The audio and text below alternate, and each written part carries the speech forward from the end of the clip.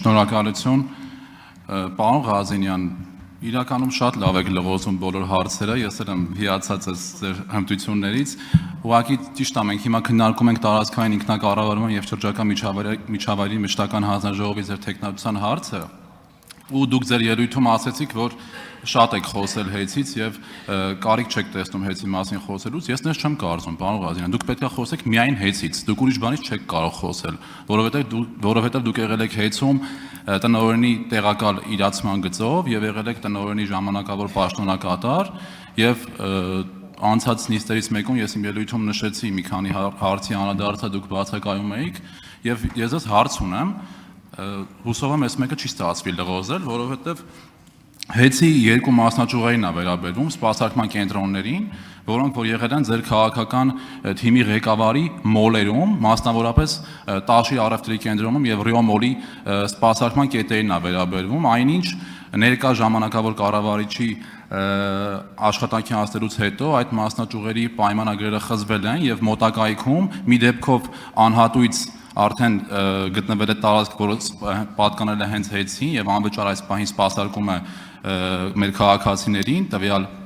շրջանում, իսկ մյուս դեպքում արդեն էականորեն էժան հնարավորություն է եղել ավելի էժան տարածք վարձակալել, հարցերը շատ են հեծի հետ կապված, շատ են, ձեր սպասածից էլ շատ են, դուք էլ չեք պատկերացնի թե ինչ շատ են, բայց այս մի դեպքով եմ ես ցանկանում դուք պատասխանեք, արձագանքի ժամանակ էլ ավելի հետաքրքիր հարց ունեմ։ Ես եթե ասած չլինեի, որ 64 պատգամավորի քաղաքացիական պայմանագիր, կուսակցության ֆրակցիայի եւ ընդհանրապես որևէ կառավարող մարմնի ղեկավարի կամ առհասարակ բոլորի առաջ բացեմ, ես կզարմանայի ձեր ասածից, չէ զարմանա, որովհետեւ ասում եք շատ հարցեր ունեմ, խնդրեմ, որ ձևաչափով ուզեք, երբ ուզեք։ Չէ, հիմա չէ, պարտադիր չի, մենք հո միայն տեսախցիկների համար չենք խոսում։ Հիմա իմ մոտ տպավորություն է ստեղծում, որ ձեզ ոչ թե հարցերն են հետաքրքրում, այլ այստեղ հնչեցնելը։ Դե, ուրեմն կարելի է տեսնել, խոսել, զրուցել։ Կպատասխանեմ։ Պարոն Խաչատրյան,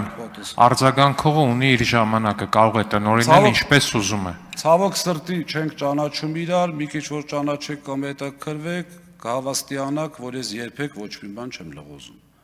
Դա առաջին, երկրորդը։ Գիտեք, շատ հետաքրքիր հարց եք բարձրացնում եւ դա գնահատելու խնդիր է։ Հիմա եթե Ռիո մոլի գովաց չընչի, բայց տարածքանուններով ասենք, եթե Ռիո մոլում տարածքավլնում, որտեղ մոտարապես 10-15 հազար մարդ է մտնում եւ բոլորին շատ ավելի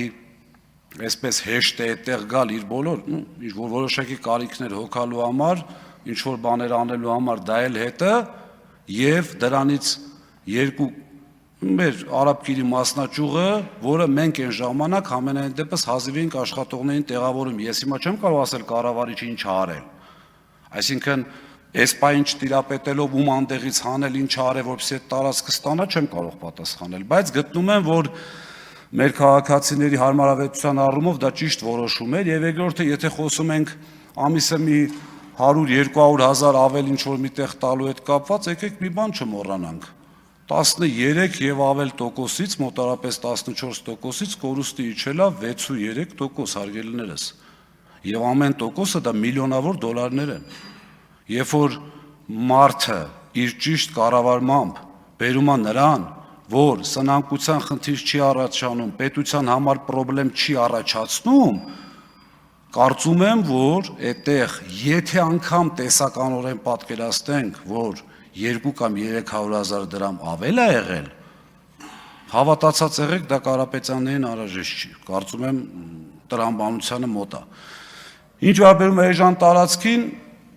օրինակ Շենգավիթ տարածքում կարելի է տարածք վարձել ներքին Չարբախում, շատ էժան է։ Կամ չգիտեմ, ինչ որ միտեղ Արաբկիրում, օրինակ Քանաքեռ գեսում, բայց դա չի նշանակում, որ ինքը ամբողջ վարչական շրջանի համար հանդիսանալու է որպես սպասարկման տարածք, սպասարկման կենտրոնի տարածք։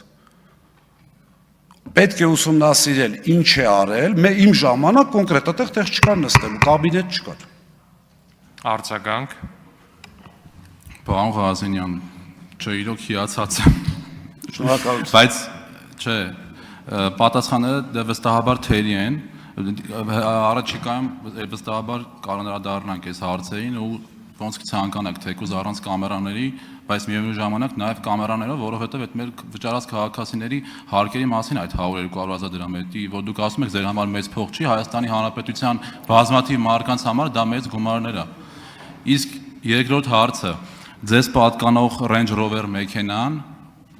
քաղաքում շրջում էր կարմիր դեսպանատան համարներով, որը որ Ռուսաստանի դեսպանատան բալանսի վրա է նստած, ինչ պայմանով է ու ինչ ակնկալիքով է այդ համարները ձեզ տրվել, ինչի դիմաց է տրվել ու որն է դրա նպատակը այդ կարմիր պետհամարանիշներով Երևանի փողոցներում եւ առհասարակ Հայաստանի Հանրապետությունում շրջելու։ Խնդրում եմ այս հարցին պատասխանեք, որը եվրոինտեգրումը ընտրած ուժի համար շատ հետաքրքիր է մեր քաղաքացիները լսեն, թե ինչ կապակցվածություն կա Ռուսաստանի դեսպանատան եւ ձեր Շատ հետաքրքիր հարց է, չեմ էլ ուզում ընդհատեմ, բայց ժամանակ արձագանք, պարոն Ղազին։ 18 թվականից սկսած ես ինձ բռնացրել եմ այն մտքի վրա, որ զարմանում եմ, թե ինչի եմ զարմանում, բայց հա, համաձայն եմ, դուք էլ կարաք։ Հիմա շատ այսպես դարակազմիկ բան եմ ասելու։ Ցավոք սրտի այդ համարները չի եղել Ռուսաստանի Դաշնության։ Այդ համարները եղել է Լատվիայի պատվո հյուպատոսության համարներ։ Դրա համար էլ եվրոինտեգրում ենք եղել։ Մեքենան չի եղել իմ սեփականություն, մի րոպե Ժորժ ջան կներեք։ Մեքենան չի եղել իմ սեփականությունը, մեքենան եղել է Լատվիայի հյուպատոսության սեփականությունը, եղել է հյուպատոսի սեփականությունը եւ պարոն Խաչատրյան, Հայաստանում, Երևանում, այդ թվում նաեւ մեր ֆրակցիայում, ես եղել է դեպքեր, որ Սուքիասյան Հայկի մեքենան մի ամսով վերցրել եմ տարբեր պատճառներով։